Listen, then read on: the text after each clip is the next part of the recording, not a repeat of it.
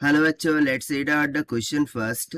The wavelengths of the yellow doublet components of the resonance in a line caused by the transition 3p to 3 of s are equals to 589 and 589.56 nanometer.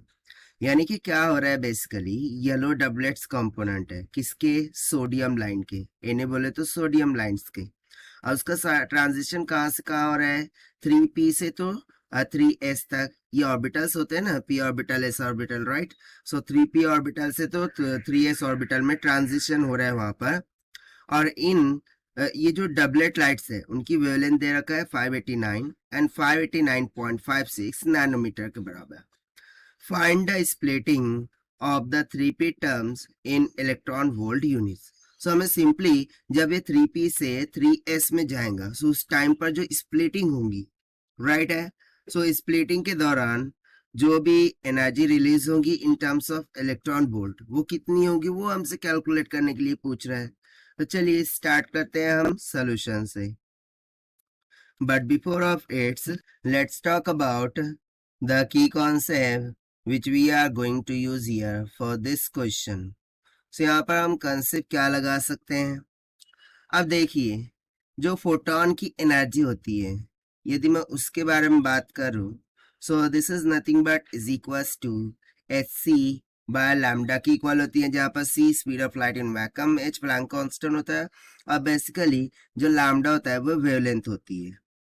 ये तो I think सभी को पता होती है, right.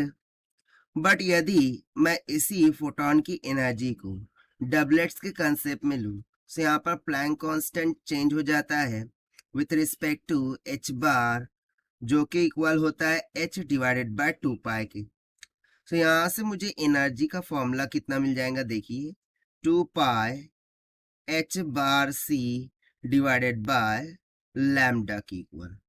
और इस energy का हम यहाँ पर यूज करेंगे, यानी कि डबलेट्स लाइट है ना, सो एक लाइट की एनर्जी मैं मान लेता हूँ E1, दूसरे की E2, दोनों का सब्सट्रैक्ट करेंगे, सो हमें चेंज इन एनर्जी मिल जाएगा। और वही क्या हो जाएगा हमारा आंसर, जो कि स्प्लिटिंग ऑफ 3p लेवल से के इक्वल, मतलब 3p टू 3s में जो स्प्लिटिंग हो रही है, उसी में जो एनर्जी रिलीज होगी वह उसी को दर्शाएगा, राइट। तो चलिए देख लेते हैं हम सोल्यूशन से। सो यहाँ पर मैं डायरेक्टली क्या लिखूंगा, change in energy delta E, this is equals to जो भी E1 एनर्जी है वो, सो उसको हम लिखेंगे 2 pi h bar c by lambda 1 minus second one क्या हो जाएंगी, ठीक है, डबलेट लाइट है ना, सो सेकंड के लिए 2 pi h bar c divided by lambda 2 हो जाएगा, ठीक है। अब मैं देखूं यहाँ पर, सो लैम्डा 1 और लैम्डा 2 की वैल्यूज अप्रोक्सीमेटली सेम है, क्योंकि 0.56 नैनोमीटर से ज्यादा कोई फर्क पड़ने वाला नहीं है। सो can I say that it will be approximated equals to how much, that is 2 pi h bar c divided by lambda का स्क्वायर।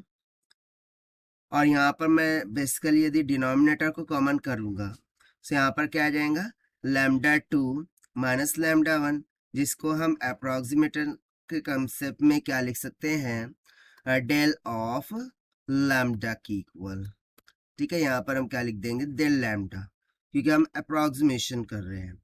सो यहाँ पर आपको जो डेल लैम्डा दिख रहा है वो बेसिकली इन दोनों वेवलेंथ का डिफरेंस होगा, और इन दोनों का डिफरेंस क्या हो जाएगा, ये 0.56 नैनोमीटर, राइट। ये हमें दे देगा डेल लैम्डा। और उसके बाद जो यहाँ पर लैम्डा दिख रहा है वो बेसिकली इन दोनों का एवरेज होगा, ठीक है। तो चलिए हम यहाँ पर देख लेते हैं फिर। So further the change in energy that will be equals to 2 into pi की वैल्यू 3.14 मल्टीप्लाई बाय h बार।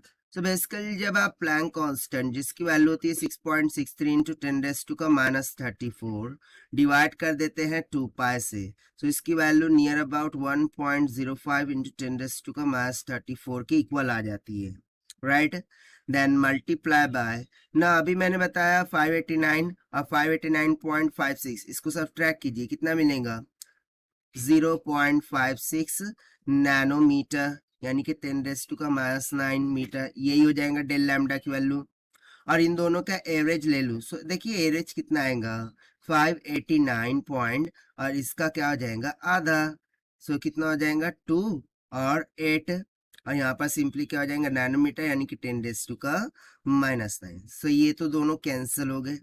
और जब आप इस सिंप्लीफाई सॉल्व करते हैं, so energy will comes out near about 2.0 milli electron volt. अब आप बोलेंगे मैंने यहाँ पर डायरेक्टली इलेक्ट्रॉन वोल्ट में कैलकुलेट किया, सो बेसिकली ये जो भी एनर्जी आएंगी वो जूल में आएंगी। जूल में आने के बाद आपको क्या करना होगा, सिंपली जो भी एनर्जी आई है उसे इलेक्ट्रॉन का चार्ज यानी कि 1.6 × 10⁻⁹ से डिवाइड करना है। सो आपको जो एनर्जी है वो इलेक्ट्रॉन वोल्ट में मिल जाएंगी। सो देखिए ये हो जाता है हमारा आंसर फॉर दिस क्वेश्चन, जो कि हमने सॉल्व किया है by using the conceptual formula of energy of photon से। So this is the required solution. I hope you understood well. Best of luck. Thank you.